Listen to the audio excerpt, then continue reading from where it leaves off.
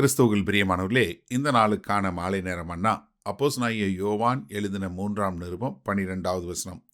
3 யோவான் 12, 3 John 12. தேமத்திரியு எல்லாராலும் நற்சாட்சி பெற்றதும் அல்லாமல் சத்தியத்தாலும் நற்சாட்சி பெற்றவன். நாங்களும் சாட்சி கொடுக்கிறோம், எங்கள் சாட்சி மெய்யென்று அறிவீர்கள். இப்போ தீமோத்தேயுவை பற்றி சொல்கிறார். தீமோத்தேயு என்ன? எல்லாராலும் நற்சாட்சி பெற்றவன். அது மாத்திரமல்ல, வேத வசனத்தின்படியும் வாழ்ந்தவன். அதனால தான் சத்தியத்தாலும் நற்சாட்சி பெற்றவன். அவன் வேத வசனத்தின்படி வாழுகிறவன் என்று சொல்லக்கூடியது. யாரு இந்த தீமோத்தேயு? நம்ம அப்போஸ்தலர் நடவடிக்கை 19வது அதிகாரத்தில் பார்க்கிறோம், 24வது வசனத்தில்.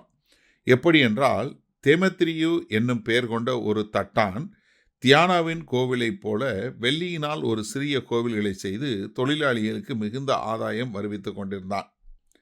இப்போ இப்படி இருந்தவன் தான் அங்கேருந்து மாறி அவன் என்ன பண்ணுறான்? ஒரு நல்ல கிறிஸ்தவனாக மாறி வரக்கூடிய ஒரு காரியத்தை பார்க்குறோம்.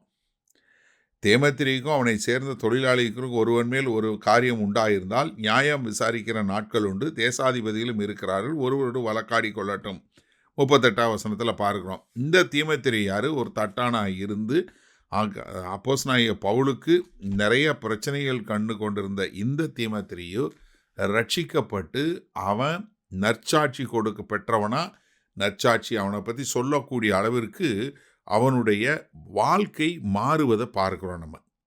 அதாவது ஒரு மனுஷனுடைய வாழ்க்கை, தீமோத்தேயு இது தீமோத்தேயு என்ற பேர், நீங்கள் ரஷ்யாவில் நிறைய பேரோட பேர் இதுதான் இருக்கும். நம்ம அந்த அளவுக்கு இங்கே தமிழில் அவ்வளோ தூரம் கிடையாது.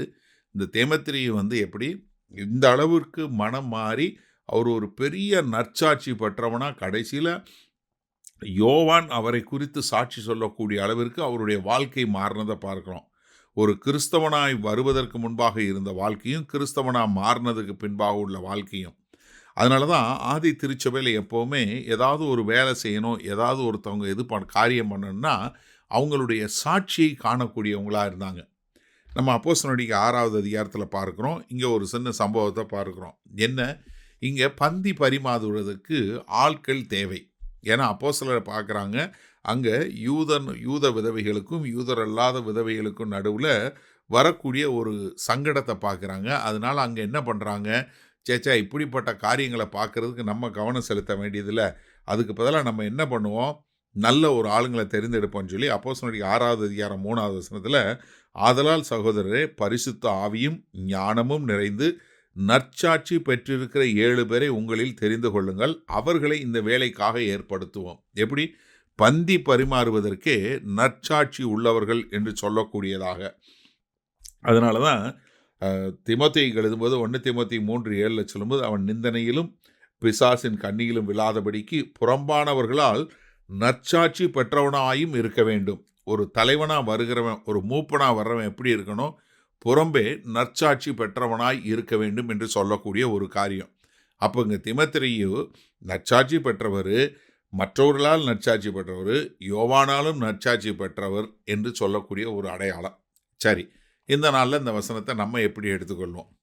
இப்போ தீமோத்தேயுவோட உங்களை ஒப்பிட்டு பாருங்கள். இப்போ உங்களை குறித்து புறஜாதியார், வெளியே இருக்கிறவங்க நற்சாட்சி சொல்லுவார்களா? உங்கள் குடும்பத்தில் இருக்கிறவங்க, கூட வேலை பார்க்குறவங்க, உங்கள் கூட இருக்கிறவங்க நற்சாட்சி சொல்லுவாங்களா? இல்லை உங்கள் மேலே உள்ள உங்கள் போதகரோ, இல்லை உங்கள் மேலே உள்ள ஊழியரோ, யாரோ ஒருத்தவங்க உங்களை கூப்பிட்டு இவர் இந்த மாதிரின்னு சொல்லி உங்களை குறித்து ஒரு நற்சாட்சி சொல்லுவாங்களா? ஏன்னா நற்சாட்சி பெற்றவர்களாய் இருக்க வேண்டும், சத்திய வசனத்தின்படியும் நற்சாட்சி பெற்றவங்களாய் இருக்க வேண்டும். தீமோத்தேயுவை பற்றி சொல்லும்போது அவருடைய முன்னான வாழ்க்கையும் பின்னான வாழ்க்கைக்கும் உள்ள ஒரு பெரிய வித்தியாசத்தை பார்த்து அவரை பற்றி ஒரு சாட்சி சொல்கிறாங்க. எனக்கு அருமையான சகோதரனே, சகோதரியே, இந்த நாளில் இந்த செய்தியை கேட்டுக்கொண்டு இருக்கிறீங்களே, நீங்கள் கர்த்தராகிய இயேசு கிறிஸ்துவை அறிந்து கொண்டீங்க, அதனால் உங்கள் வாழ்க்கை மாற்றப்பட்டது, நீங்கள் இப்படிப்பட்ட ஒரு சாட்சியுள்ள மனுஷனாக இருக்கிறீங்க அப்படின்னு சொல்லக்கூடிய ஒரு காரியம் உங்களுக்கு தெரியுமா? ஏன்னா இந்த கடிதத்தை எடுத்துகிட்டு போனவரே இவர் தான் அப்படின்னு வேத வல்லுநர்கள் சொல்கிறாங்க. இப்போ அவரை குறித்து சொல்லும்போது அவரை நம்பிக்கையாக இப்படி ஒரு கடிதத்தை கொடுத்து காயுவுக்கு அனுப்பி வைக்கிறாங்க. இவன் ஒரு நல்ல சாட்சி பெற்றவன் அப்படின்னு சொல்லக்கூடியதா. அப்போ சிந்திச்சு பாருங்கள், அப்போஸ்தலனாகிய யோவானாலே ஒரு நற்சாட்சி பெற்றவன் என்று சொல்லக்கூடிய ஒரு காரியம் இருக்குதே, இன்றைக்கு உங்களை உங்கள் சபையில், உங்கள் வீட்டில், உங்கள் வேலைத்தலத்தில், உங்கள் பிஸ்னஸில் உங்களை பார்த்து இவர் நற்சாட்சி பெற்றவர் என்று சொல்லக்கூடிய ஒரு காரியத்தை சொல்லுவாங்களா? அப்போ நம்ம வாழ்க்கை வசனத்திற்கு ஏற்றாற்போல் மாறி இருக்க வேண்டும் அல்லவா? நம்மளை ஒப்பு கொடுப்போமா?